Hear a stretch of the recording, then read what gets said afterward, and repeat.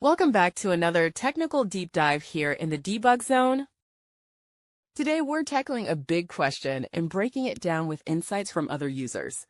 Hopefully this clears up some misconceptions and helps you get the answer you need.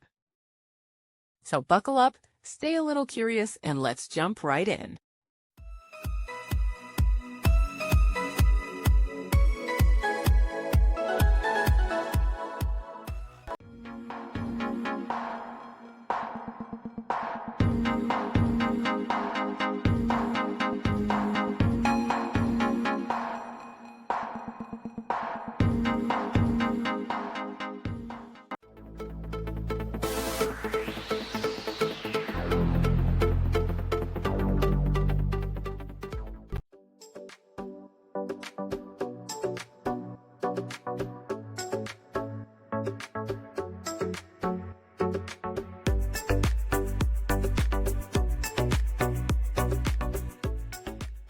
And that's a wrap.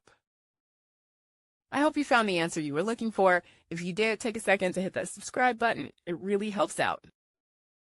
And let me know in the comments which solution worked best for you. See you next time in the debug zone.